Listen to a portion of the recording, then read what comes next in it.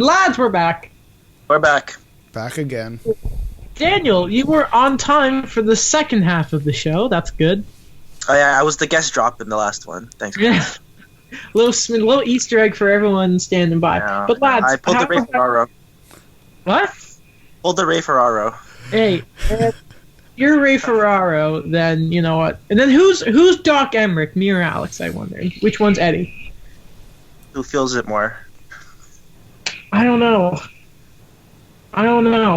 Anyway, though, I really do like that commentary team for the NHL games. I'm a little sad that Eddie and Doc are gone. Anyway, though, lads, how have your quarantines been? Difficult. Okay. Getting busy. Trying to stay busy. Oh, yeah. I have not been finding myself things to do. I've just been playing Xbox. Yeah, I've been playing so much NHL and 2K. Yeah, because I can't concentrate on my schoolwork. Like, I'm trying. But it's like I'm sitting inside all day. Like, how much do Yeah. And you have too much. You have too much time for it. I know. I'm like, man, what the hell am I going to do? Well, hey, it's nice that Ryerson's changed it this semester to just pass-fail instead of a grade. I don't know how that's affecting scholarships, but No idea. there's going to be some backlash for whatever they do. What have you guys been doing? Like, I know you said NHL. Like, Adam, what have you been doing? Lego and GTA 5 heists. That's really it. Man, just doing the Prison Break job. Had a really bad pilot who kept getting the Vellum destroyed. I was doing the I don't know. Do you guys play GTA 5 at all? Yeah. You know the story. Yeah, well, you know the third heist mission, Alex, where you have to steal the Hydra from the military thing? So I get in there, right? My teammates are complete crap, so I'm the one who has to take the Hydra, right? And as I'm about to land and complete the setup mission after about 6 attempts, this one guy was idle for so long the mission failed, and I haven't touched the game since. So, but GTA 5 is such a fun game. I forgot how good it is. And the campaign, my dear God. I'm a big Trevor fan. Yeah, I've been playing a lot of NHL 20, and I re-downloaded because I used to play Formula 1, but I re-downloaded it, and I've just non-stop just been playing Formula 1. And then at night... You've been What? stand-up too, eh? Pardon? You've been watching some stand-up too. Yeah, every night I watch one stand-up. I found myself, because I listen to a lot of Joe Rogan, like the podcast, so I just kind of grab guys that were on the podcast, and I found this whole new set of people that I've never heard before. But now I'm almost done that, so I need new people to listen to. So I'm open for suggestions.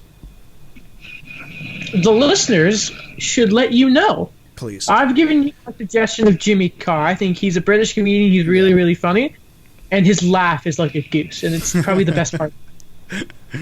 Does he laugh at his own jokes?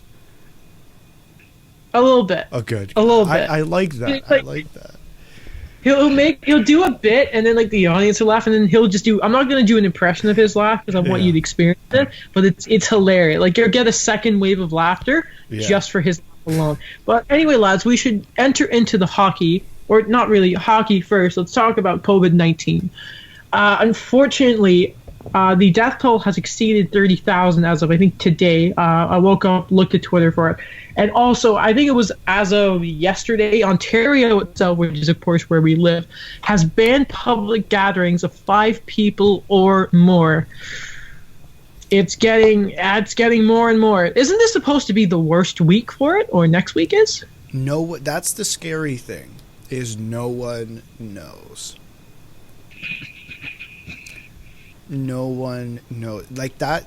For me, and I know a lot of people have been saying this too, it's like no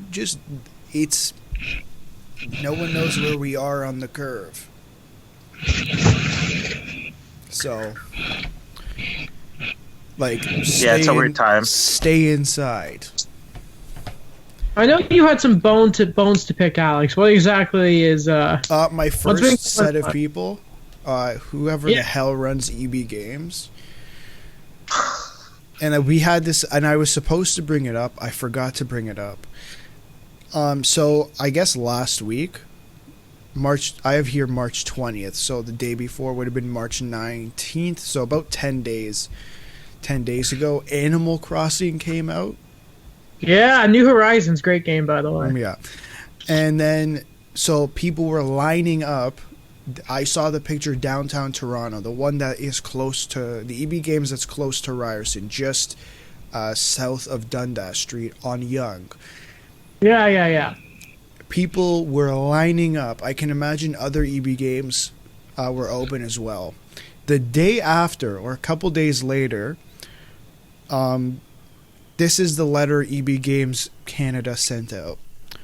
We want to let you know that EB Games Canada will be closing all stores effective end of business day Friday, March 20th. And that was the day Animal Crossing came out, wasn't it? It was the day after. Day after. All right. I'm like, are you kidding me? And I think we had this discussion in our group chat, or I think it was just Daniel and I, who I'm like, man, like it's online. Like I get you want the disc. Number one, they can ship it to you. Like this is a thing. Number two, how about they give you the game online, and then if you really want the disc, they just give you an empty disc. Like you have the logo with the box, get the empty disc. Like it's really not a big deal. This is the funniest thing I've ever seen. I saw on Facebook the comments. I'm not gonna say a person's name, but this is the comment. I pre-ordered Animal Crossing New Horizons at your Spruce Grove location in Alberta and was exceedingly disappointed that I was unable to pick up my order on launch day from your store. Just wait. I ended up buying it from Walmart instead, so now I'm short something like $85. Is there any way I can get a refund onto my EB account or something? So you pre-ordered the game and then spent double the money. What? You should have gone to Walmart in the first place because they offer it for like 20 cents cheaper. But that was why don't you figure out the refund before spending another $80 on the game, you idiot? Like I ordered it online through the Nintendo shop, and I mean, there's no excuse for not just ordering it online at this point, really. No, and apparently you want the disc. Apparently the box makes it better. Well, we shouldn't be surprised that EB Games are people that are just trying to stretch this out because I believe they're going out of business as is. Well, yeah. That. I'm not giving them an excuse, Alex. I'm just saying that it doesn't surprise. I know. And here's another thing I read. This has to be the funniest thing. I've been saying that, but I don't care. This is a tweet, March 20th, same day. This is Americans need to know date certain when this will end. The uncertainty for businesses, parents, and kids is just not sustainable.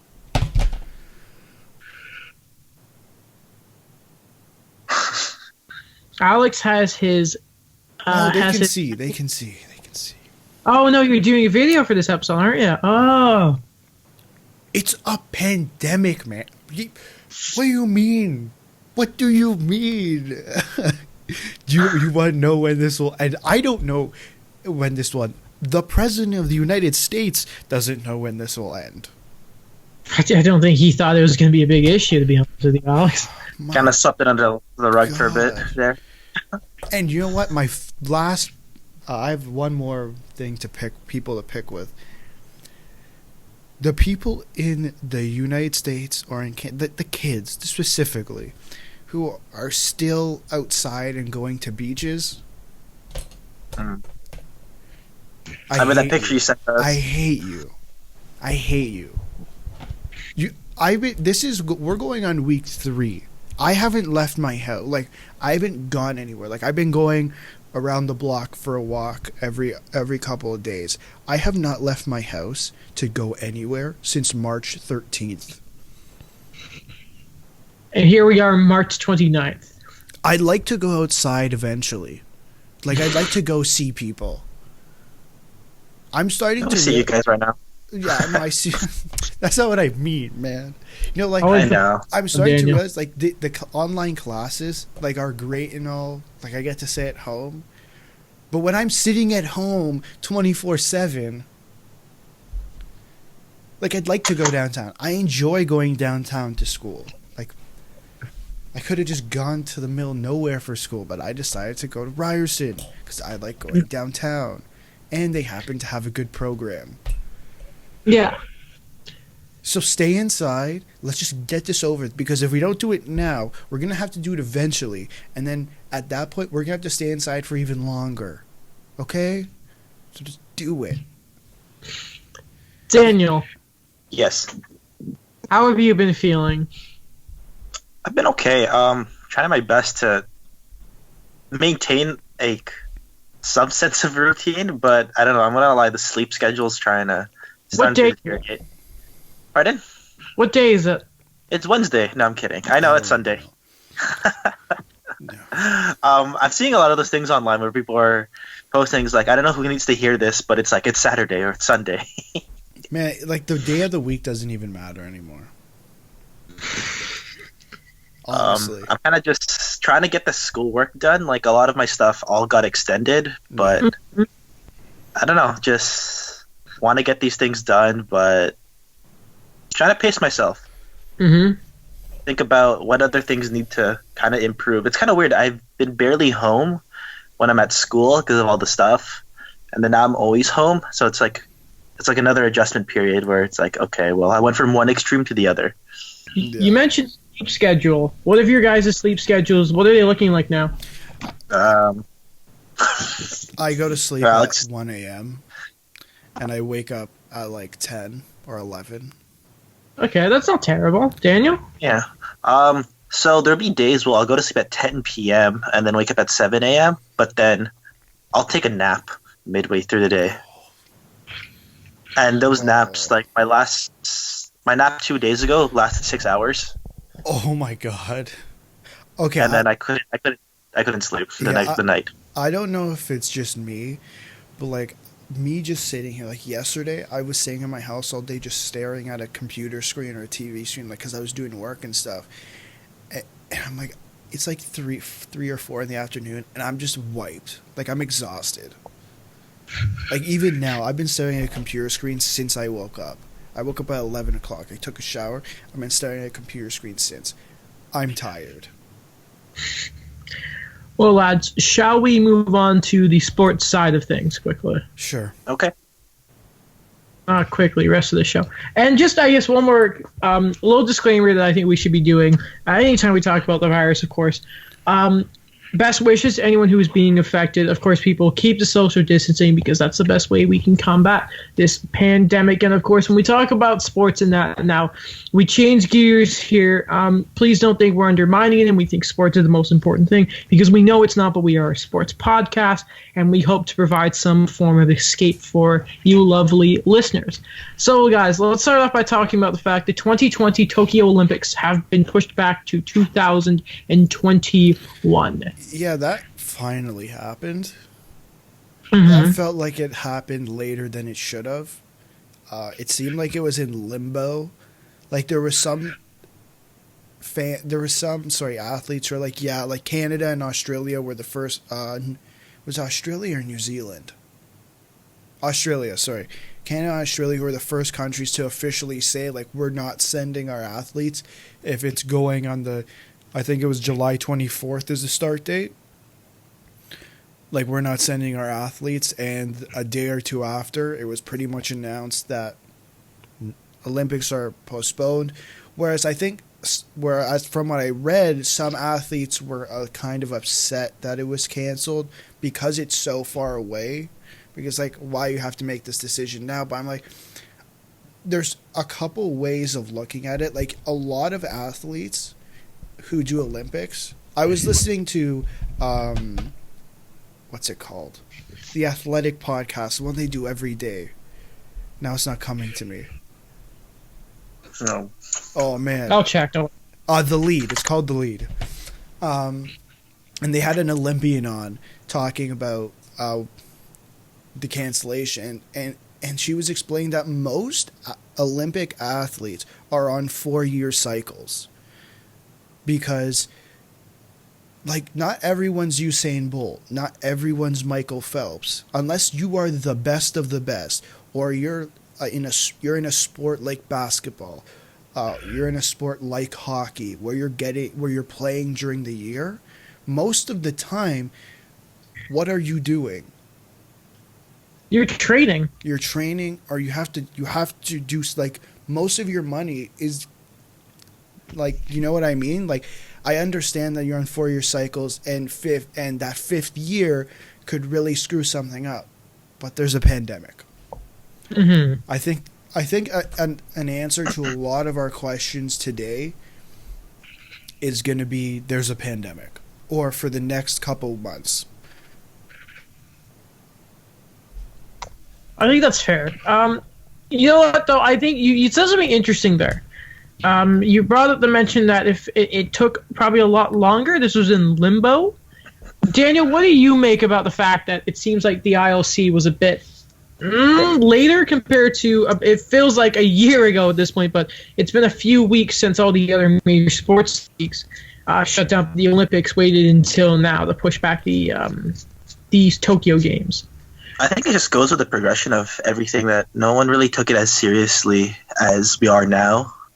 I don't know why they kind of kept thinking they could push this back, kept prolonging it, and when you kind of see like what the situation is, so I think they kind of went with it, but I didn't like that. I noticed that balance of things where you have the IOC going, yeah, we want this thing to do, like we've invested. Japan even said like this is gonna happen, guys, but then when you see like these athletes go like, no, we're not doing this. And I agree with like Alex, it's an unfortunate thing where that 4-year cycle and everything, it really does mess you up. Like what he kind of said, like not everyone is a professional athlete that could do this throughout the year.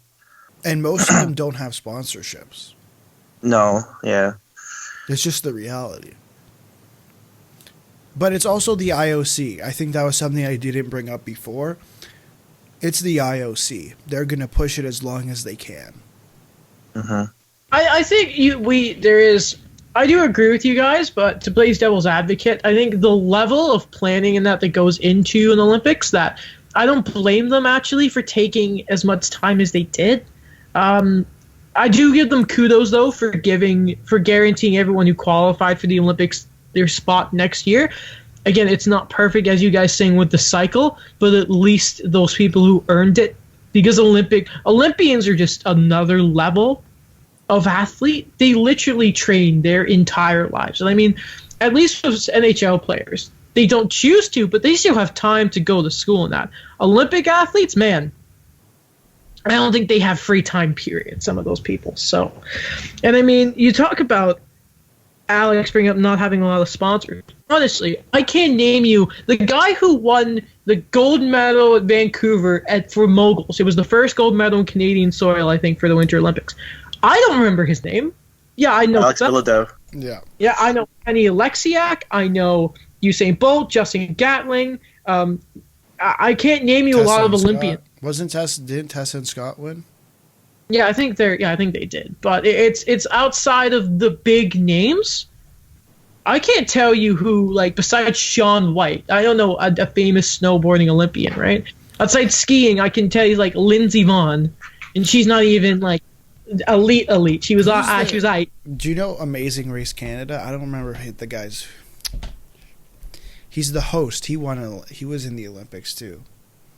Was he? Really? Yeah, I don't remember his name though. John Montgomery? I don't know. I could be so wrong on that one, but either way, like, yeah, right, like, you don't know, like, after the Olympics are done, don't know who these people are. You know what we should do? I don't know why. I was thinking about this when I woke up early today, but maybe for the next episode of Retro Review, or if we can have another extended power hour, maybe we put together, if we had a Winter Olympics today, what the Canadian roster would look like, or something like that. Okay. Just open up the bank, put that in, and close it back up. I see. Doing Kazakhstan? What? Not doing Kazakhstan? I can't name you a single player who would play for Canada. Wasn't Nick Antropov? Isn't that Nick Antropov? Yeah. Yeah, right? Okay. Yeah, it's great. All right. Keep going there. But hey, let's go on to the hockey specifically. Isn't that Borat too?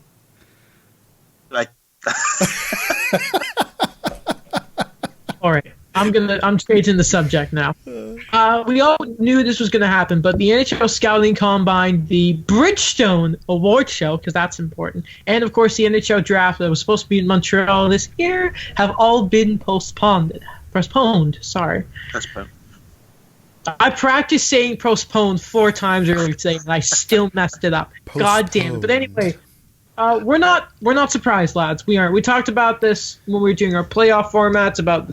Talking about Daniel wanted to do it in autumn because you're a crazy bastard, but yeah, it's finally happened. All these major events have been pushed back, and man, hockey coming up soon just looks less and less likely. I don't think that there's going to be an actual awards show this year. No. No. I think the draft is going to be online.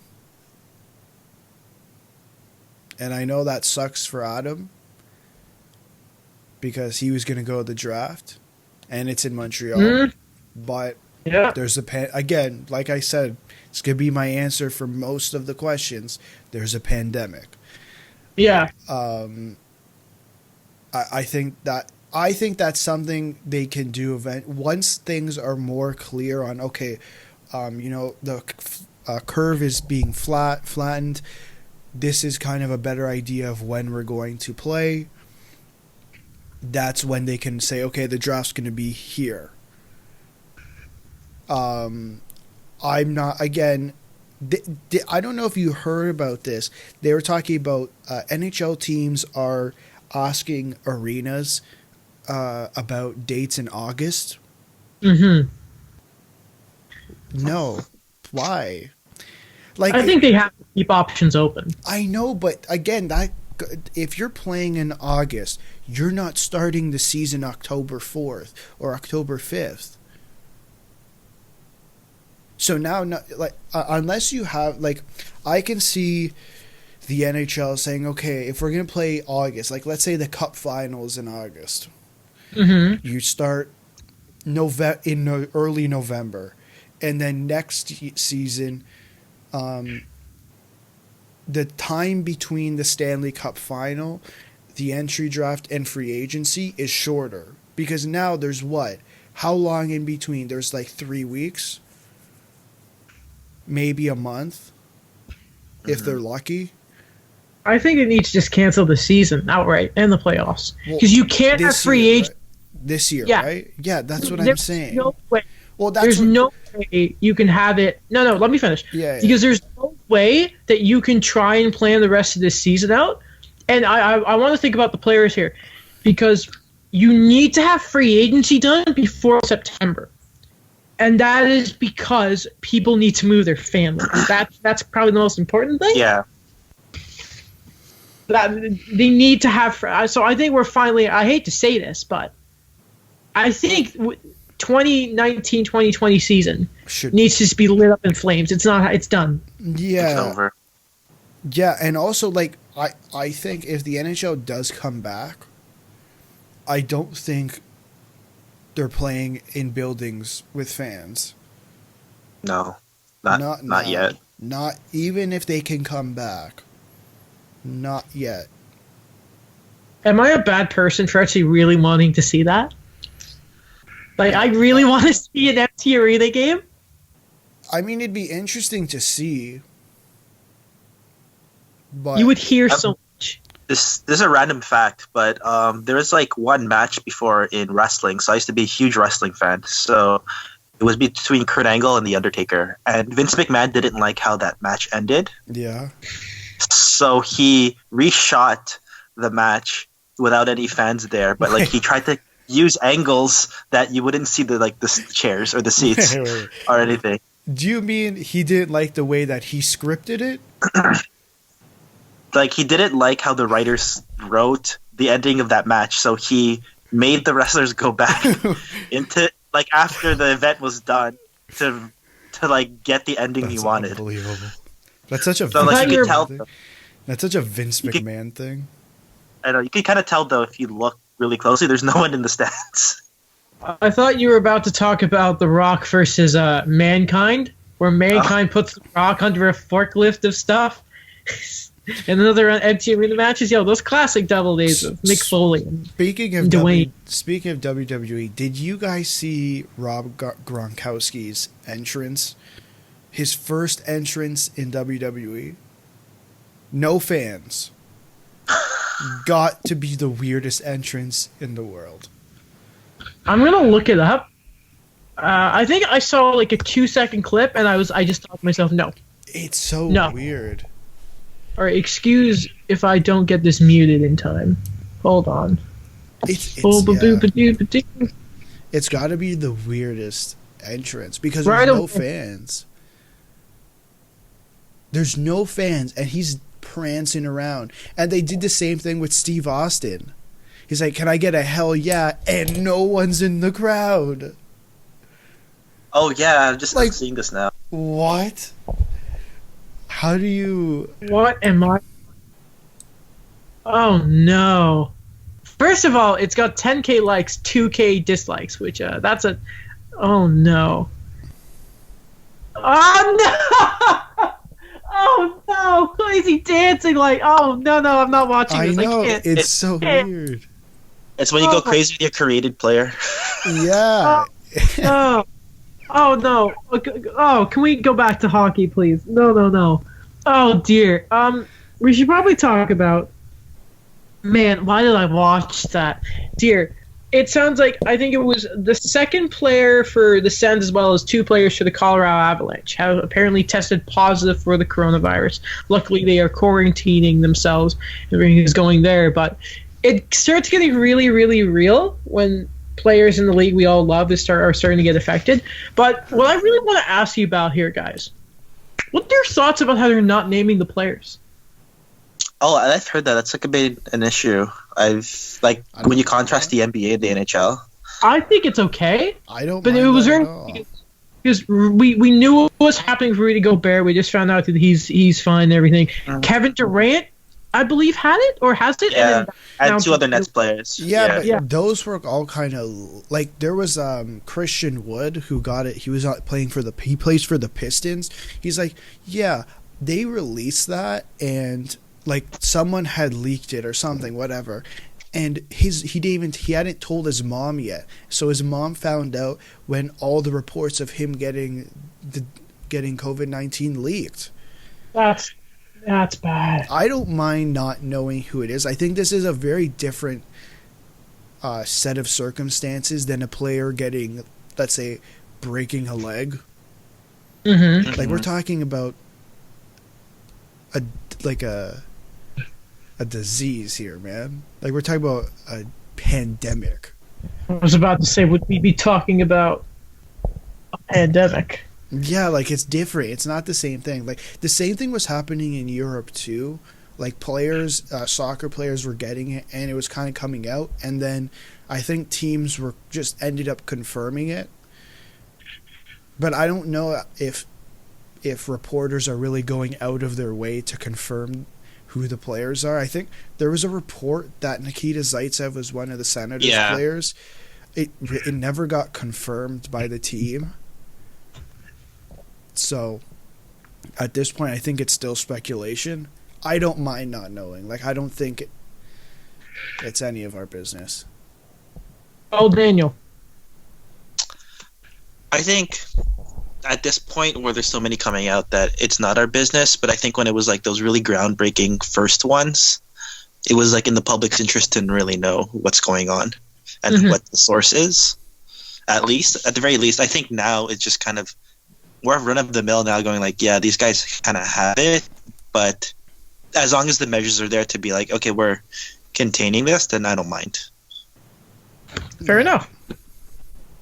But I understand what Alex was saying, where like you kind of have to, when Christian Wood's mom found out that way, like it's one of those things you kind of have to think about where, when I guess as journalists, what is in the public's interest? Like, what do our audience have to know? Kind of like, I think that nugget there is really important. There's nothing worse than debating public interest in journalism school. Man, my God, we had a few assignments where we had to do that. Yeah. Guys, I want to tell you quickly, I want you to guess What do you think Tom Dundon, the Carolina Hurricanes owner, what do you think his net worth is? Oh, it has to be in the billions. That guy threw money at a football league like it was nothing. All right, give me a solid number, lads. Give me a solid number. 3 billion. 2 billion. It just no. Sorry, Alex, you're saying 2 billion. 2. Daniel, what'd you? 3. 3. $1.1 billion That was close. Okay. is what Tom Dundon is worth. But the Carolina Hurricanes, starting next week, or aka tomorrow, because that'll be Monday, will stop paying full-time employees. I think the Bruins were the big bad guys about all this paying employee stuff, but I think the Hurricanes, despite being... I love the Hurricanes. I think they're a fun team. I love so much about them, the storm surge and all that. But a billionaire not paying his employees now, I'm not a fan of it. I don't like it. Yeah. I mean, I think this doesn't necessarily stop with sports. I think we all know about it because these things are being reported to us. But I think this is a bigger issue. Like, if you look, I mean, in Ontario, there's all these things that are essential that I don't think that they're essential. The beer store isn't essential. The what? The beer store is not essential. Sorry. I got something stuck in my throat. Don't mind me. It's my There's own an opinion. interesting debate about that, though. No. I'm not. I mean, it's legitimate. If you No. sit Yeah, down. there's people with health reasons that they can't go through too many withdrawals. All right, that's different. You don't need the beer store. Just do the delivery that you're doing grocery store. No, the beer store. I'm not okay with it. Yeah, if it's health related, that's fine. Same with weed, but just generally, I don't think you need it. That's just my opinion. You're not going to change my mind on it. But anyway, continue, Alex. I think it's more than just sports teams. I think this is an issue outside of sports too. Mm-hmm. Oh, like, for example, the company that my brother works at, they've been cutting staff there. And my brother still has to go into Burlington to work. Mm-hmm. So you can tell there, and, there are people there with, with children, respiratory issues, and they're just terrified for that. So it's, so I can definitely tell you, Alex, that, yeah, it is much more than sports, and it's scary, man. It's affecting people. And, I mean, Italy is still... basically a war zone right now. You can't go anywhere near it. It's still, I think, even doctors now are starting to die there. Yeah, I saw this was I think last week. There was the videos of of a bunch of Italian mayors screaming in Italian at their citizens, telling them to stay inside. My mom showed me where her family's from. They just got their first case last week, I think, because in the south it wasn't as obviously it's an issue in all of Italy, but in the south it didn't seem like it was as big yet. But I don't really know exactly what the difference is, but the mayor came out and sent out a message to everyone there too, just saying, man, just stay inside. But it's so funny. I don't know if you saw the video of the Italian man buying pasta. No. So he's saying, "Oh, there's only this type of pasta left on the on the shelves. I told my wife years ago that this was bad pasta." It was so funny. It was bad, but it was funny. Did you guys see the rugby commentator who's doing commentary and play-by-play on everyday things? I saw that he was doing it. I haven't listened to it. Oh, there's one at a thrift store, and he's speaking when he's looking at this jacket. Oh, maybe there's possibly a bad button, maybe a bad zipper. Oh no, and he's going to buy it, and he will surely regret this decision later. It's freaking hilarious. Anyway, lads, I say we go straight into the full-blown hockey. Okay. No more of the virus. Full escape mode. And I say we start with the man, the myth, the legend, Luke Fox, Jukebox. Yeah, so I asked to talk about this. I'm not going to lie. I completely ripped this from the last SDP. Mm-hmm. But I noticed something interesting in the article. So it's about if the NHL does come back next season, and there's a lower cap or the cap stays the same, if there's going to be compliance buyouts, and there are 11 candidates. I'm going to read you some of the candidates that I pulled out. Louis Eriksson, Vancouver. Justin Abdelkader, Detroit. Brent Seabrook, Chicago. Milan Lucic, Edmonton. No, Calgary, sorry. Andrew Ladd, the Islanders. Kyle Okaposo, Buffalo. David Backes, Anaheim. Do you know what all these players have in common? I'll let Daniel go because you told me the answer before the show. They're old. That is true.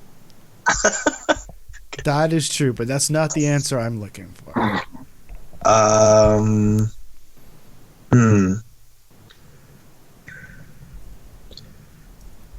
Think of 2016. Oh, yes, they're all the summer free agents. Oh, my goodness. Yeah. Wow. That's horrible. That's what, 7 players? Yeah. That's gross. Out of 11. Out of 11. Man. Oh, and Lucic, I believe the Dangle lads were talking about how he has a no move or a no trade coming up, too. That's disgusting. Who thought that was a good idea? Man, I don't know. The Seabrook one especially is... Brent Seabrook should be done, right? He should be done. You know why Brent Seabrook was given that contract? Because they won. And you can overpay when you win. You should get some grace from your fans when you win 3 cups. Yeah. I heard something about, Dale Talon. Oh, so you want to go? No. Sorry? Oh, something with Dale Talon was he was really late with sending in the restricted free agency protection for, Taves, Kane, and, Seabrook. Qualify them. Yeah, he didn't qualify them, so he had to, give them those huge contracts, right away to Seabrook, Keith, and then, Kane and Taves. I think the Seabrook one I think Bowman did Seabrook. I think Talon was... I don't know if Talon... For sure, I don't think he did Seabrook. I think he probably did Duncan Keith, because Keith has that weird deal. But I wouldn't be surprised if, I know he did miss out on the RFAs. I know that for a fact, because it's a running joke. But I don't think he did Seabrook. I'm checking now. I could be hit or miss or some of that, but I don't think he did the Seabrook deal. Yeah, you're right. It was 2011 he signed the extension. Mm-hmm. But still, that Seabrook deal is... Man, I used to be a really, really big fan of Brent Seabrook in his prime. I loved that defenseman. I loved his hair. Everyone talks about back when Taves had that little freak out in the penalty box and Seabrook came over. Don Cherry talking about, good Canadian, Brent Seabrook. What a great name, too. Brent Seabrook. Like a horse. Coming down the way, Brent Seabrook. But it's not as good as Santiago McTaggart. Is that what his name is? Never beat. Yeah. Boy. You know who's another interesting name on that list? I think I know. Is it Henrik Lundqvist? No. I wasn't surprised by that. But Sergei Bobrovsky. Buyer's remorse. That's immediately. Sergei Bobrovsky, who I guess technically finished his first year of a 7-year deal. I'm sick. That's insane. I love that. Signs $10 million per year at the trade deadline, like Chris Johnson. So the Panthers have to cut $10 million in salary. Oh boy! It looks bad. Are they ever gonna move? No. Never. I want it to happen so bad. Where are they going to move? Go to Quebec City, please. Not going to Quebec City. I can dream out. You know where they will go, though, if they do move? Do it at Laval. Houston. Probably. Which sucks. Give Texas a second team before you get the Nordiques back in Quebec. Don't mind me. I don't think they're going back to Quebec anytime soon. It will happen eventually. Maybe Like a in 100 long way. years? Not 100. Come on, not 100 years. Yeah. Hey, you know what? So I'm looking at this, and I always forget that Carl Alsner is a Hab because he's been in Laval for ever. What do you mean? You But- always talk about Carl Alsner. Yeah, when I want to trade him. But I'm thinking. Captain. Sorry. Former World Junior captain. Yeah, great. Was he was like a 5th overall pick? But Alsner, buying out Carl Alsner makes a lot of sense because next year the Habs have to re-sign 2 very notable players in Brendan Gallagher and Philippe Deneau. Yeah, but I don't they left have out- like, don't they have millions of dollars in cap space? Yes, but it's not going to be going up, so they're screwed. Oh, that's The true. cap's not gonna. Yeah, so like they. That's true. So Carl Alsner, and I'm surprised Carey Price wasn't on this list. See, what's going to be interesting with these buyouts, and they also talked about in the Dangle Pod, is if you're allowed to bring these players back. Because if I'm Carey Price, right, most his money is in his signing bonus. He got a lot of it at the start of the deal, and again, with a compliance buyout, they get all the money and they go. I wonder if Carey Price would think like, all right, I get like $60 million given to me right now, and then signs like a 3-year deal because I like the Habs. All of a sudden, I'm looking at it; they're not in the worst shape, but I think that they're definitely going to be having some cap issues with this virus, and I think Alsner makes a lot of sense to be bought out. But I mean, it sucks because everything you hear is he's the nicest guy in the organization. Great dogs, by the way. But I feel bad for Hot Carl. So what you're saying is you want Marc Bergevin and the Montreal Canadiens to do the right thing. Yeah, Ah. but we know how that's gonna go. You have a lot of dreams in this episode. First, you want Quebec City back.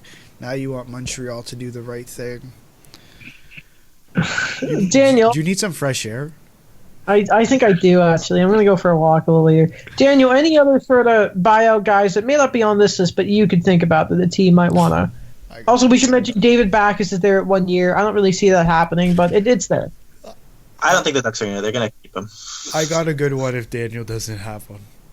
Oh, go ahead, Alex. Okay, this one they've talked about. I don't know why the hell they would do this, but as soon as people started talking about compliance buyouts, apparently the Leafs are going to buy out Mitch Marner. What? Excuse me?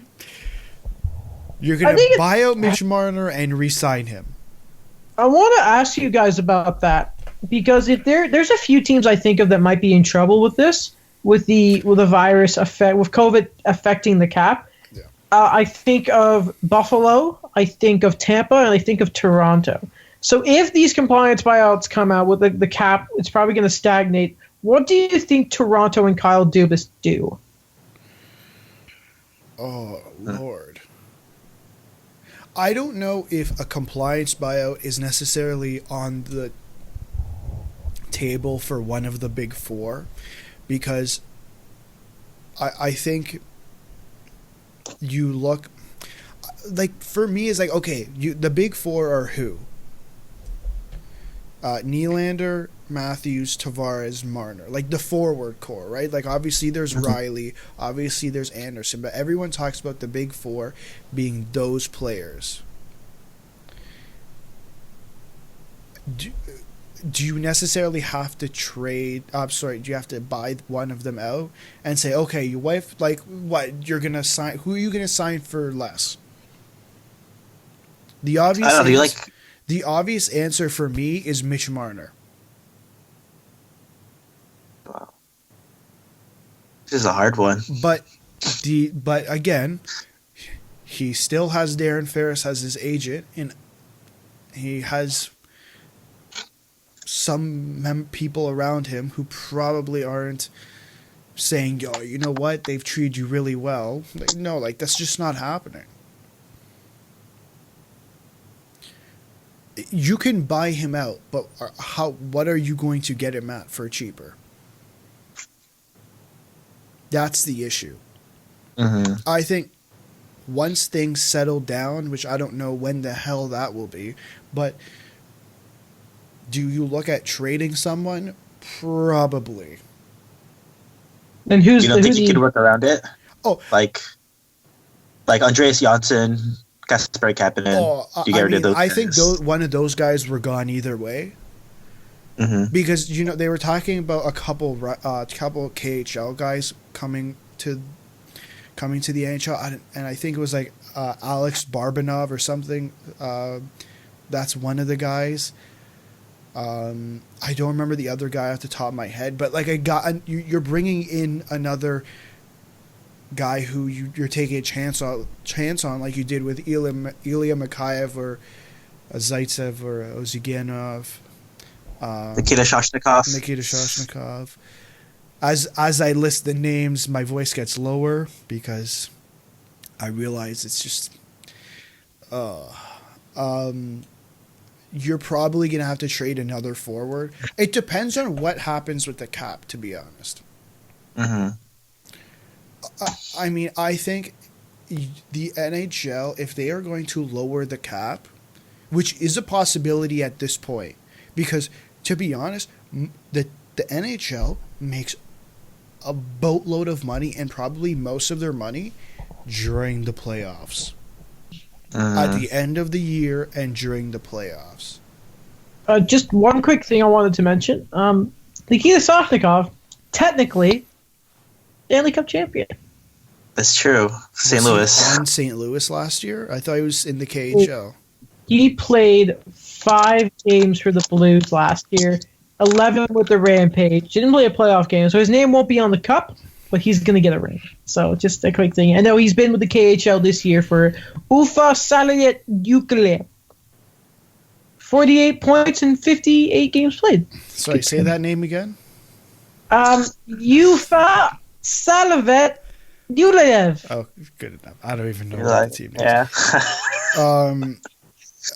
I think it's really going to be... I think if I'm the NHL, if I'm lowering the cap, it's going to be... like, you're going to have to really twist their arm, because like it's going to have to be bad. Because if you pull up the salary cap on Cap Friendly, there's like 7 teams who are having cap trouble. Here, I'll read you the teams who have the least amount of cap space. The Leafs, 92,000. Edmonton, 482. Arizona, 1 million. Calgary, 1.6. Just for some examples there. Yeah, but what's their cap hit? Like, what cap hit do they have? What's their actual cap hit? Toronto has 95,178,000. That is $5 million over second place Arizona Coyotes at 85. Okay. Yes. Like, don't you see the issue? Like, there's teams that are so close to the cap that if you lower the cap, it's going to put a whole list of teams in cap issues. I wonder what happens to Toronto, because the way I understand it, they could fit the Marner deal because of the Clarkson and Horton LTIR stuff. Oh, that's... So what happens now that they're going to be off the books next season? Well, no, the only reason they could fit Marner with and still have, I think, 2 people up is because a bunch of people went on LTIR. Yeah, because there was that. Okay, no, I don't know. I trust you. I'm not going to question it. That was the thing, because remember Marner came back and like, okay, the cap crunch is coming. Then Tavares got injured, and then Tavares was about to come back, and they're like, the cap crunch is coming. Then I think Janssen got injured or someone else got injured. And then Riley got injured, and then CeCe was put on LTIR, and we never actually experienced the cap crunch that everyone was talking about because everyone kept getting injured. Mm-hmm. I mean, I don't know. All right. Like, I don't know what's going to happen. Listen, there was, sorry, just one last thing about the Leafs. One last thing, and then I don't have anything else to say. I don't know if you heard about the whole Kyle Clifford thing. Oh boy, did I! Oh my god! What happened? There was one guy, not reliable at all, who said, I think he was a former scout, who said, there's talks of they want both sides want an extension, which that part is now confirmed true. This guy said there was an offer. It's going to be 3 years at $2 million. Steve Dangle flipped out on the last episode of their podcast. He was, man, I've never turned off the Steve Dangle podcast before, but how mad he was getting, I took a pause because like, I can't do this. I'm like, man, like it's not a reliable source. Like, and then they just started ripping on Dubas. I'm like, man, what's going on? I'm like, did I miss something? Like, did he actually sign? Like, yes, that deal, 3 years at $2 million, not a good deal at all. It's like the Matt Martin signing. Yeah. Like, it doesn't make sense. But until he signs that deal, then I'm not going to say anything. Like, yes, I think Clifford would be a good addition at like $1 million. If he wants to stay in Toronto, I don't know what he comes in at, but I'd like it to be around $1 million. Mm-hmm. All right, before we move on, Adam, what about you for the Habs? You said Alzner and Price. What other cap issues do you think they're going to fix? See, what I think about is, I wonder what are the logistics behind the Shea Weber buyout. But then I think, like, my dear God, what are the complications there? If it's 2 compliance buyouts, first of all, if it's me, I think one for sure goes for Alzner. And the other, I think you need to have a long meeting with Carey Price. I think you do and be like, and this is all to do if these players, if you're allowed to re-sign them, if it's a different rule. Beside that, their cap problems, I mean, the only real cap situation I think is Montreal is, what's the Philip Deneau contract going to look like now? And I think he'll be looking at the Jean-Gabriel Pagel contract. And how bad will the back half of the Brendan Gallagher contract be? Because no matter what, if the Habs are allowed to give one bad deal out and forward, and it has to be the Brendan Gallagher because you can't lose him. You can't. So that's really it. It's Alzner or a Price if there's a buyout, and I think Alzner goes first. Again, this is what I would do. Bergevin is probably, maybe there's an Alzner buyout, and that's really it. Okay. Do you think the Carey Price buyout will be like similar to Vincent Lecavalier getting bought up by Tampa, or? I don't know, because I don't know that much about the Vinny. The only thing I know about Vincent Lecavalier is somehow he got bought out like 3 times. So, because the way I understand what this compliance buyout works is just you just give them all the money up front. Like, you give them all that they're due, and then they can just go. So what was the Vincent Lecavalier one like? I think, that was like, it was also a compliance buyout. Okay. But like that was like a weird one in a way because like technically he was their franchise player for so long, but like he wasn't showing it for like the last 2 or 3 years. Mm-hmm. And he was still getting like $8 million a year. Isn't he still on someone's roster? He's still on Phillies, I think. He's also on Tampa Bay's. He is, I think so the way I look at it is maybe this is what you mean. Like, Lecavalier is in the buyout history for Tampa Bay, but his hit is $0. Yeah. So maybe if there's a shenanigans where you give Price the money and somehow you sign him and then he also has a separate cap of $0. Also, when the hell did Tampa Bay buy out a Matthew Carl? I don't know, but yeah. Oh, and also I forgot to mention Max Domi. I don't know how that contract's going to go. I don't know why, but I have a feeling he might get traded. There's been whispers where Elliot Friedman has said, "I've been told that he's going to get dealt. I've been told that there's that it's not happening." I have no idea, honestly. Also, and there's a Victor Mete deal to be done, which has to go through Andrew Ferentz. Now, Victor Mete is not going to make a lot of money, but that's still there. Do you mean Darren Ferris? Yeah, sorry. Andrew Ferentz, piss off. Bruin, don't like him. So just to quickly give a little bow on your answer there, Daniel, I think Montreal's cap issues. Yeah, Alzner is the front runner for a buyout, but I think if there's going to be real concern with Montreal's cap, it's going to be next year, and July 1st there, because again, Philip Deneau, Brendan Gallagher, that's a lot of money that you have to give to 2 really good players. So yeah. Okay. Shall we? Sorry, go ahead. I have 2 questions before we go. Yeah. So I told you before we started that I had 2 questions for you, but I'm not going to tell you what they are. Okay. Number 1, I stole this from a couple places. So, number 1, 4 favorite hockey players, not necessarily now, could be any time. 4 favorite hockey players to watch. And you get one, and Adam gets one Canadiens player, Daniel gets one Ducks player, I guess, and I get one Leafs player. And it's one Duck whatever player of all time? No, it's like your 4 favorite hockey, yes, of all time. You can put one one Canadian player in the list. Okay. All right. Damn, that's difficult. I know. I gotta write this down. All right. I can think of 2 right away. And I already have my Hab. That's not a problem. Man, that's difficult. You put me in a situation. Jesus. Yeah, because I knew you were going to pick 4 Habs players. No. There's one forward that I would be amazed if I didn't put him on.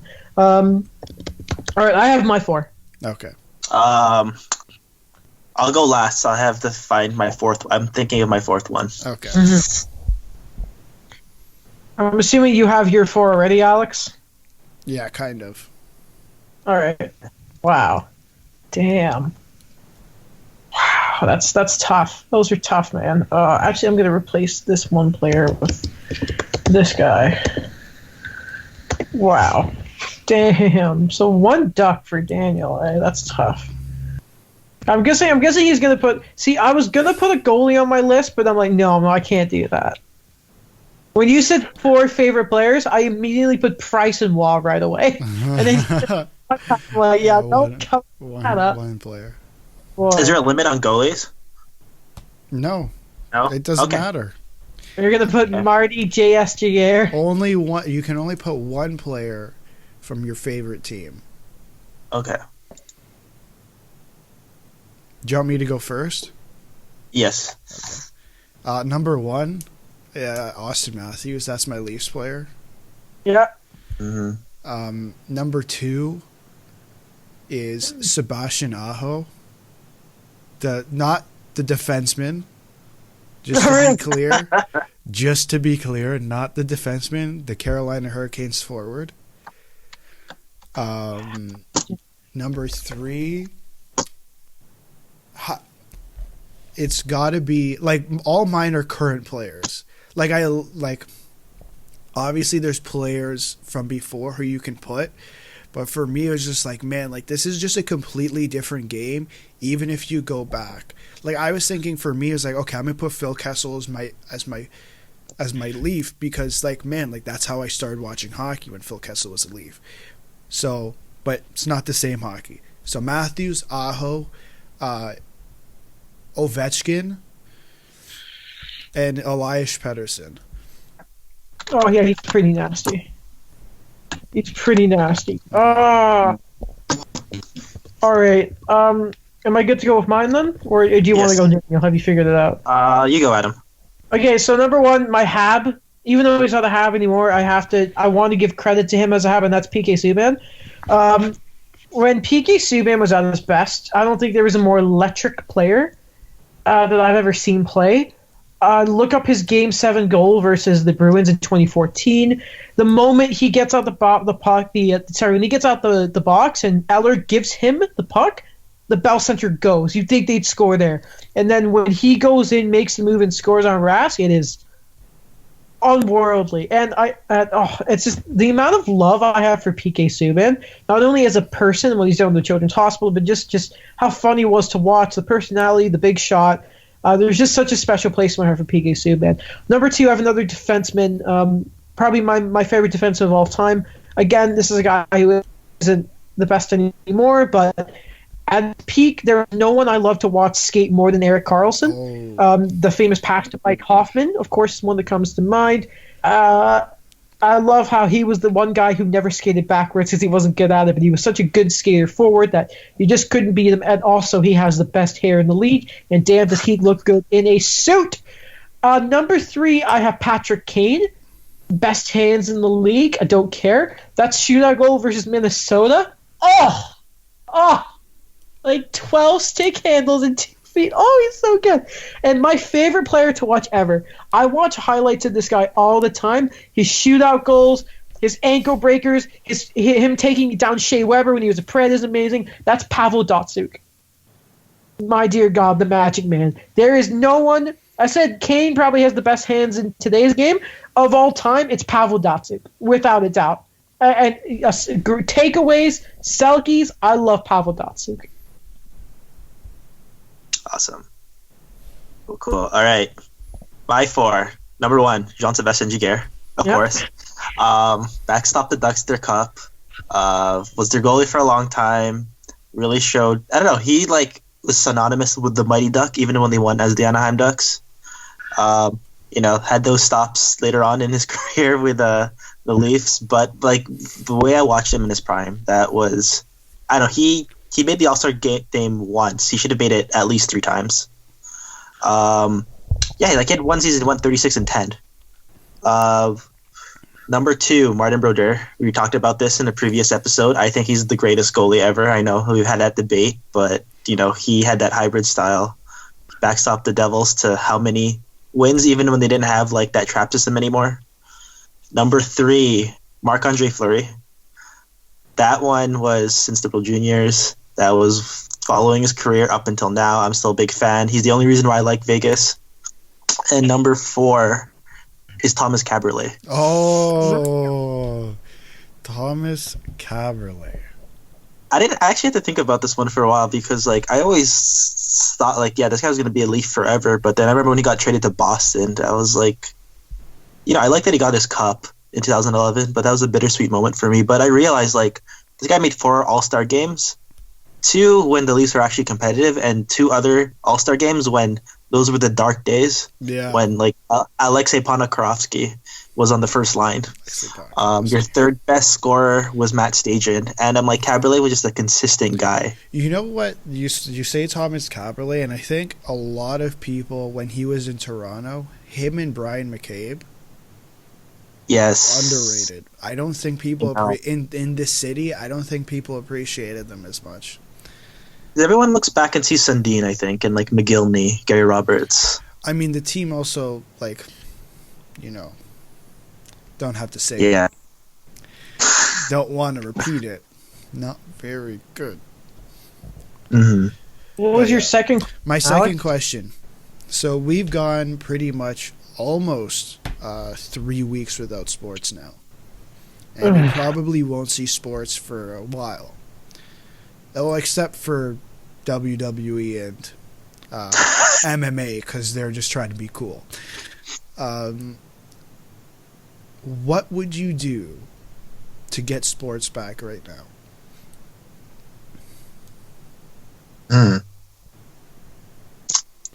That's a tough one. That is tough. I would probably... Man, I don't know. I'm trying to think of... Oh, man. Stop building Legos. No, don't do that to me. I honestly, when you were saying that, I honestly in my head said I'd chop off a finger in a moment. Oh my gosh. I don't know why. That was the first thing that came to mind. I don't know. I wouldn't give up Legos. Don't do that to me. That's my second love in life. So you're saying you would chop off your finger before you would give up Legos? Correct. So concerning. I'd shave my head, or I'd dye my hair like a stupid green. I don't know. No, I just want hockey. I said I'd stop playing video games permanently. Yeah, to get sports back. What would I do? I don't think I'd have anything explicit. I don't know. I'm trying to think. You don't need a pinky finger, Daniel. That's true. Stop my impulsive purchases. That's been a thing. Yeah, buying nearly $200 worth of Lego isn't the smartest thing. I'm just curious. What possibly are your impulse purchases? Mine, I just bought a basketball. Bought a Back to the Future keychain. Did you buy a kayak? A kayak, not yet. That's when I get more desperate. Okay. When this thing prolongs. Are you gonna kayak in your backyard, just on the grass? Yeah, use that imagination. What else? Funko Pops. I have too many Funko Pops. Jerseys. That's true. That's true. Yeah. Well, lads, shall we finish off the day by talking about some signings? Okay. Sure. You're probably thinking, people listening, man, it's March. Why are there signings? Well, ladies and gentlemen, we've got the college kids. We've got the NCAA. And I want to start off by talking about, how about the LA Kings signing their 2019 first rounder, 5th overall, Alex Turcotte. From what I can gather from Alex Turcotte, of course, he played for Wisconsin with Keandre Miller and Cole Caulfield. A really good two-way player, a very complete player, but he's had some injury problems. Mm-hmm. Only played 29 games this year for Wisconsin. That's tough. You know what the weird thing is, though? That I can imagine if we start next season, if I wouldn't be surprised if he plays a few games with the Kings. Oh, I wouldn't be either. I mean, there's a competition there. Pardon? There's a lot of competition for the young guys in LA. Gabriel Velarde is going to be one of those guys too. I don't necessarily think he's ready for the NHL. But, like, you never know. Like, you want to just throw him in a game just to see what happens. Mm-hmm. He's only 19, so... Yeah. And I don't think the Ontario Reign are a particularly bad team. I think they were one of the finalists, or they made it deep into the playoffs in the American League last year. So, what do you think of he didn't have... Mr. Alex Turcotte, he didn't have the best showing of the World Juniors this year. No. States as a whole, Daniel, but what do you make of Alex Turcotte? He'd be solid, I think. Future centerpiece for the Kings, but I think it's dependent, on what you guys said. He's going to play next year. Realistically, where are the Kings going to think they're going to be? Bottom of the league. Yeah, but they still have all these other big contracts. What are they going to do with that? Guys. Unless Jonathan Quick stands on his head. Mm-hmm. Just wanted to point that out. That's what I think. That's not gonna happen. I know. The next even if player, all the kids come in. Sorry? Even if all the kids come in, like Gabe, Velarde, everyone, I don't know what the Kings are gonna do. I don't think they're gonna be bad for long. I don't. No.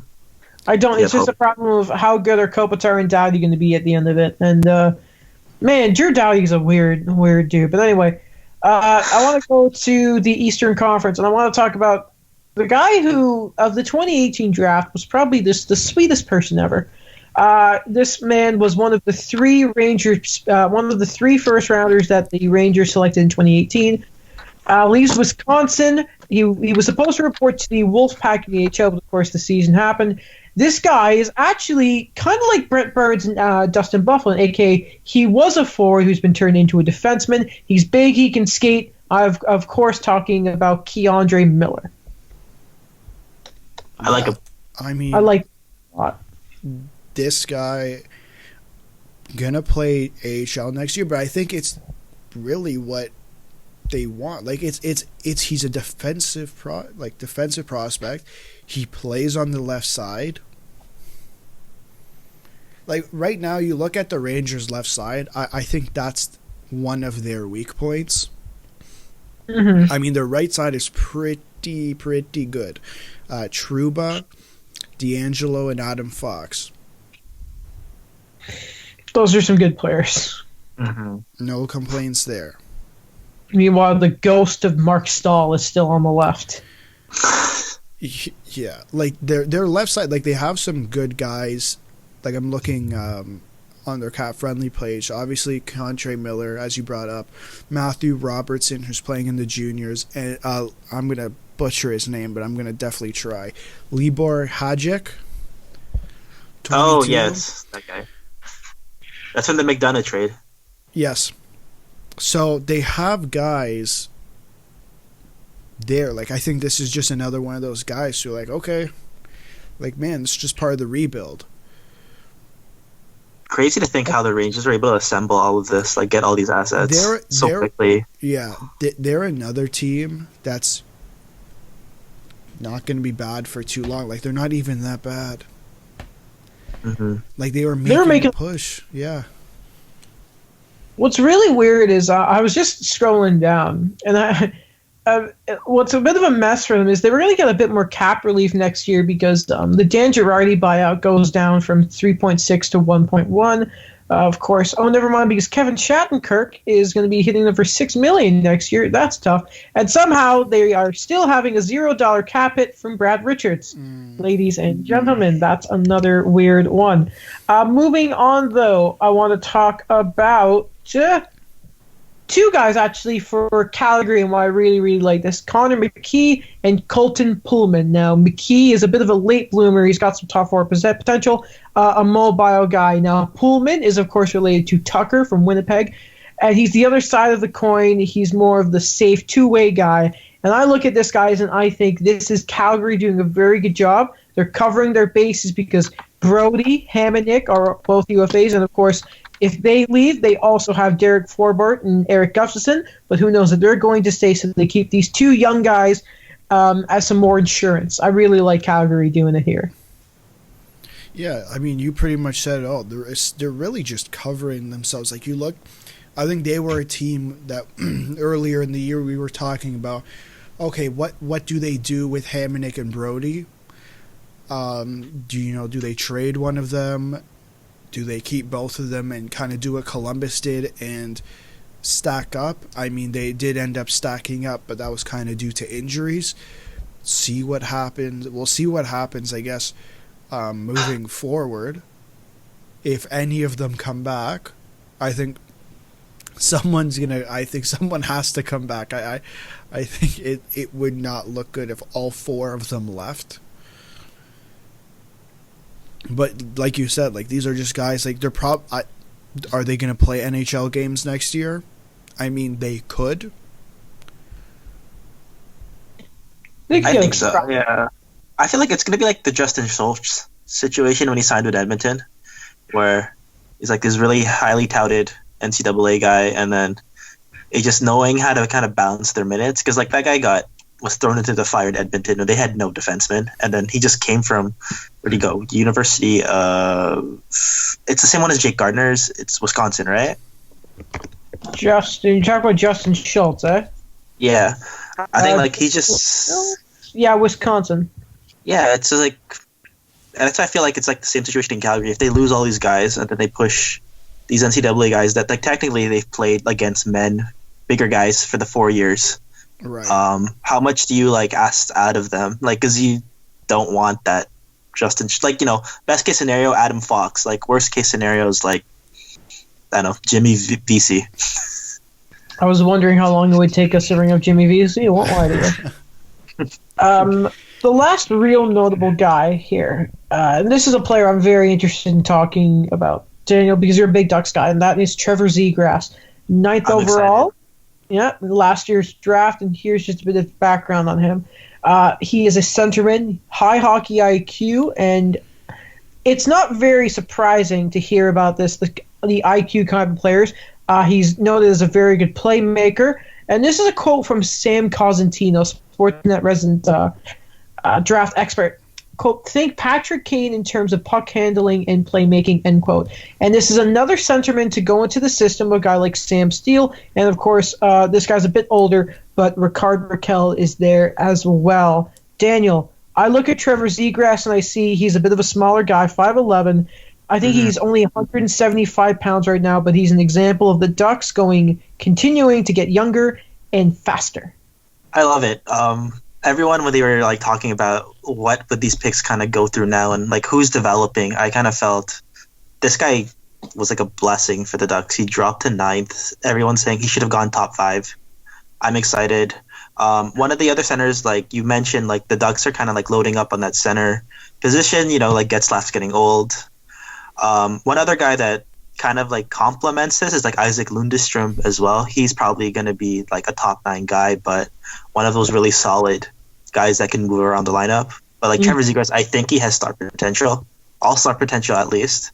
and something. I think that's what the Ducks have been kind of lacking because they haven't had like too many lottery picks before. Like last one was Hampus Lindholm. That's a long time ago. Yeah, you mentioned him falling. Again, he's that very, very strange 2019 draft where... Sorry, no, I'm getting it mixed up with another... Anyway, the weird thing with the 2019 draft is Moritz Seider kind of messed everything up there. I think Dylan Cozens was a question mark because of course, injury problems. And, of course, Vasily Podkolzin was another one because of his KHL one. So that 2019 draft is one to look forward to. As well, of course, our boy Cole Caulfield, who fell as well.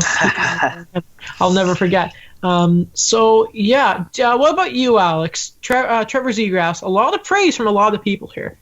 Yeah, man. I mean... Daniel kind of said before, like they're really stacking up on that center. You know, you have Ricard Raquel, you have Isaac Lundestrom, you have now Trevor Zegras. I mean, can you really ever have enough centers? And you think about how valuable centers are in the league. Like, imagine what you could, if let's say you have too many centers, you can get something for them.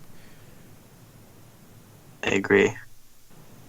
I don't know, like just like the makeup of the Ducks now, just I don't know, it's kind of a weird thing where like that whole like Perry Getzlaff kind of thing, that combo, and then moving on to like it's the same thing. Like I think it's not as explicit as the Rangers, but they are making so many moves that I'm really happy with.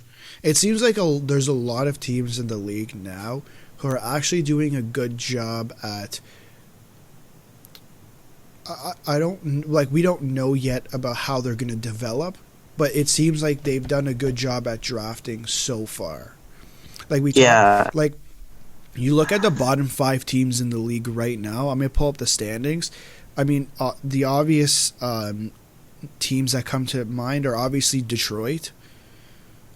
They have plenty of players who are ready, who can come up within the next few years. The Ottawa Senators, they have lots of players who are ready to come up. The King, or who they can develop. If they develop them properly is a separate question. The Kings, we talked about earlier. The Ducks, we just talked about. The only real outlier in the bottom 5 is the San Jose Sharks, but I don't think anyone saw that coming this year. But there's a lot of teams there like that have done a good job at drafting. Now they have to develop them. Like even if you move up, the Devils, okay, you know what? They're at that weird stage where like, you know what? Our rebuild didn't work. We need to restart. The Sabres, no one has any idea what they're doing. The Canadians, no one knows what Marc Bergevin is doing. Sorry, Adam. Sorry. Adam, I think you're muted. I was. Yeah. At least they have a good system, is what I was trying to say. Okay. At least they've got good prospects. That's about it. That's all they have. The Blackhawks are at that weird stage, right? Like, yeah, they're trying to find that transition. The Coyotes, it hasn't worked out as they've hoped, but I think they also have good prospects. The Wild are finally doing something right. Right? Like that's just the bottom 10 teams. Mm-hmm. And even like Minnesota, they have Thingy Bodie, who's apparently a good prospect. They have a young goalie they just signed who was playing with the Peats, who's apparently pretty good. Hunter Jones. Chicago, yeah. And Chicago got lucky to get Kirby Dach third overall. Adam Boqvist is going to be a great player. It's nice to see teams are finally figuring out how to draft and develop a bit. It's nice. Yes. More kids are going to get a career, helps build the game, all this kind of stuff, right? So I'm a big fan of the NCAA route, to be honest. Like, especially if a guy doesn't go in the draft at all, or if he gets picked really low. I'm a big fan of them going to the NCAA and like kind of developing there. You know, at least get educate and get an education as well. Education.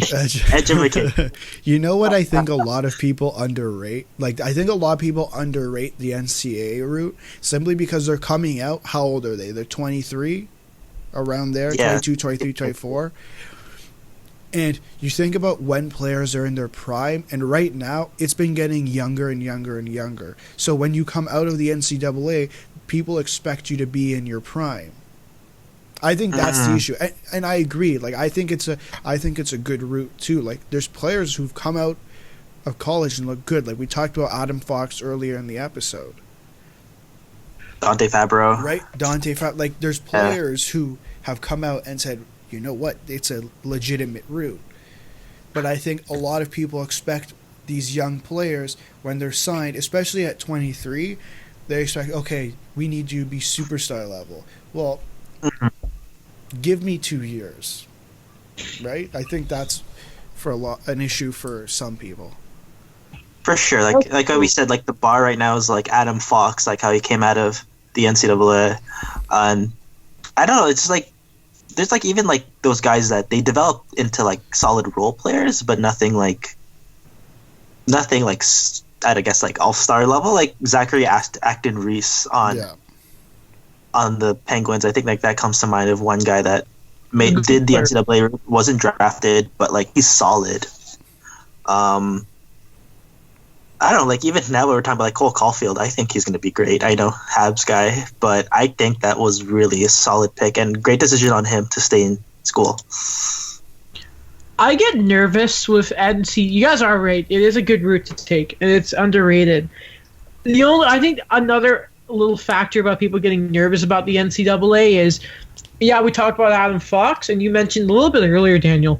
But then the moment that guy says, "I don't want to be with this team," and then it's either he walks away or you gotta, deal him on the cheap, right? Like so I think that's like Adam Fox, exactly, right? Justin Schultz. I get terrified. Absolutely terrified. Like Ryan Poehling, there was never a doubt he was going to sign, but I was thinking, like, what if? Give him a car. Like Cole Caulfield. It sounds like the relationship and him have a good understanding of how things are going, but apparently he found out that he was staying in Wisconsin from this article that we talked about that article on the show, Alex, right? And it's a good thing that he sounds like he's listening to the organization, he's staying there, but then every little thing I see or hear, I then think about, well, will this player now look at this, and now wait. I get terrified about it. I just thought came to me. Do you think that we underrated the NCAA route in Canada? I think because we don't get as much exposure to it. You think that's the reason? Because I think if you go to the U.S., and I haven't talked to a hockey fan in the U.S., I can imagine they don't know much about the CHL, but they know a whole lot more about the NCAA. Mm-hmm. That's what I felt too. Like I'm looking at for example U Sports right now. Like it's still a competitive league, right? But even here, we don't a lot of people don't even for someone who covers it for the eye opener. No one really unless you're a diehard fan of these things, where they are a lot of guys, or if the team's consistently winning, you're not going to see people going to these games all the time. It's sometimes I'm reporting on the game, it's me, the DJ, and the parents of the players in the crowd, and the photographers. Yeah, they all think the good players are playing in the CHL, so they think, what's the point of going to a U game, right? Mm-hmm. It's what's the closest it feels like a U, especially in Ontario, the closest a U Sports goalie is going to get to the NHL is being an emergency backup goalie. As we know, York, that crap school of UFT, and the best school, Ryerson, of course. That's the only, Alex is smiling at me. Is the only way they're going to get it. It is harsh, and maybe we should give more credence and more effort to U Sports. But you know what? Next year, I think we should go to more Ryerson Rams games. I think we should.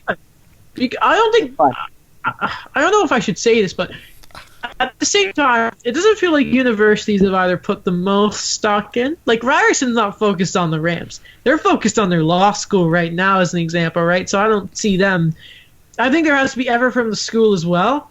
And again, all the Hockey Canada guys are going to be focusing on the CHL as opposed to forget about U Sports, where the NCAA as a whole is just the NCAA.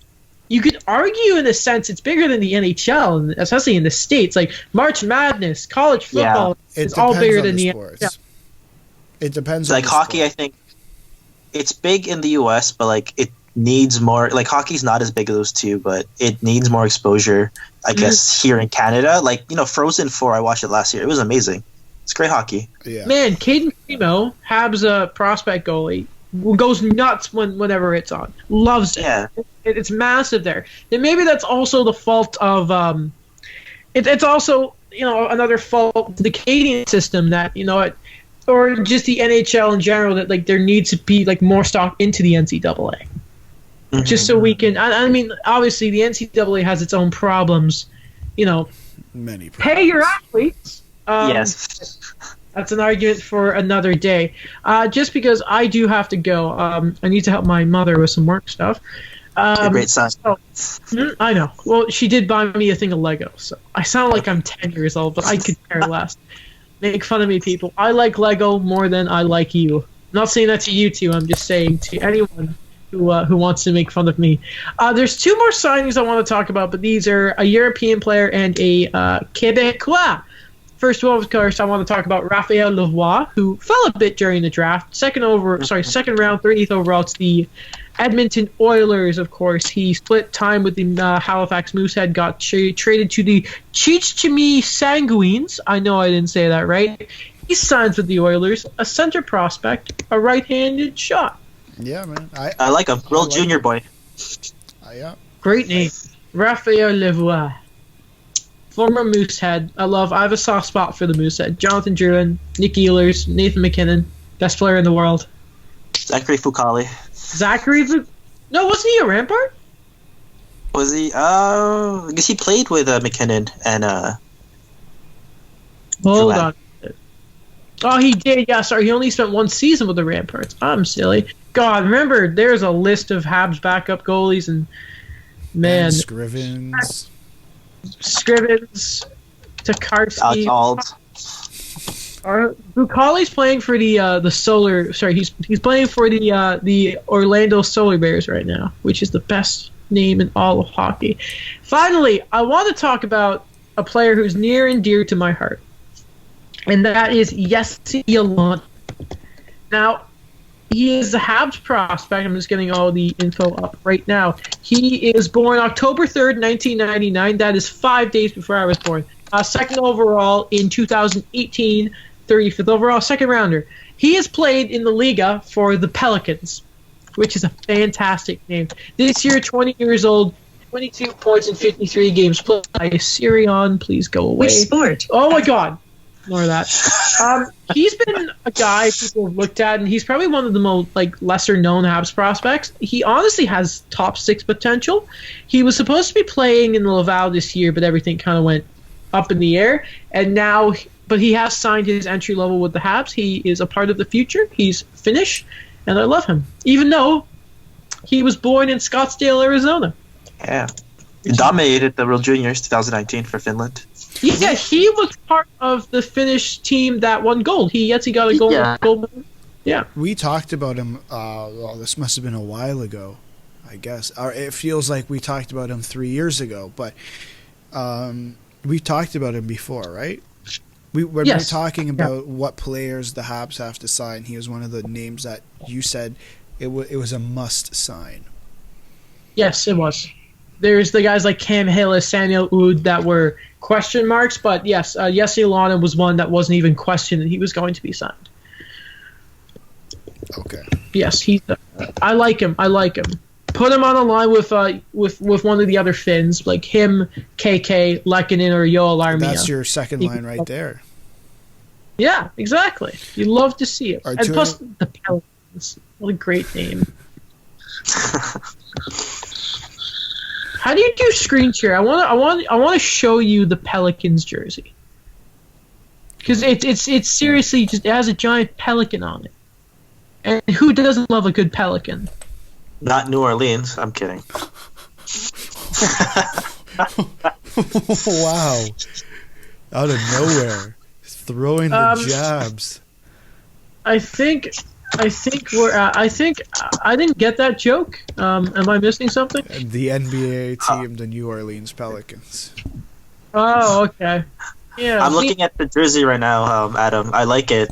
Yeah. There's just a pelican on it. Pelicans are so funny, they're such funny animals. I'm just gonna look up a picture of a normal pelican quickly. I love the beak.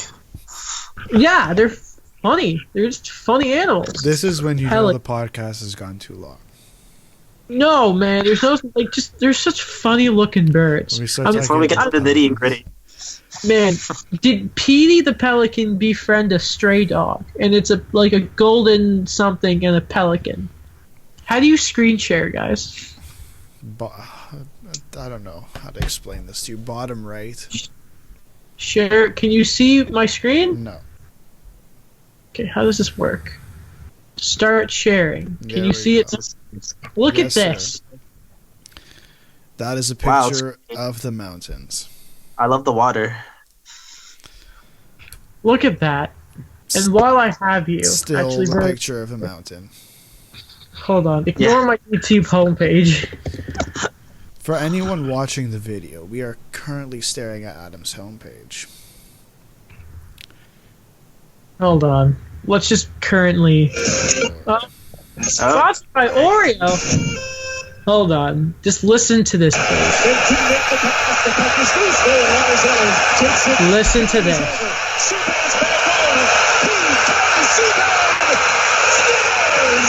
Oh, that's sexy. That's And you know what, Daniel? Next episode, I think I'm just gonna sporadically play Chris Kreider running into Carey Price. Why? That's being hurt. Just that's to piss him off.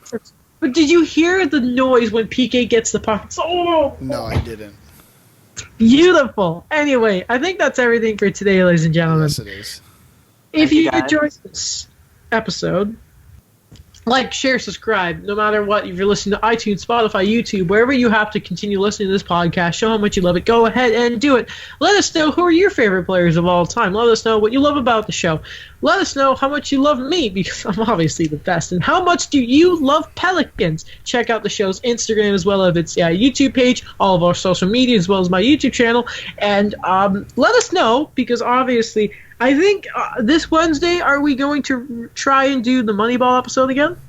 Yes, sir. Which is my fault why that was not done, so I do apologize. But, yeah, we'll talk about Moneyball. And then, Daniel, have you decided what you want to do for us to do the next episode of Bizarre Adventures, by the way? Like, what you want to talk? TBD. We'll figure that out. Awesome. And, okay. All right. And, yeah, Daniel will be playing host for Moneyball because I'm excited to see what you can do, Daniel. Thank because you. we have you, and You we're believe in gonna my take potential. advantage of it. Yeah. Got solid 4-star green potential there, eh? All right. Back when the NHL games potentials were like stars instead of like high top 6 or whatever. But hey, yeah, that's everything. Thank you for listening. We love you very much, and goodbye.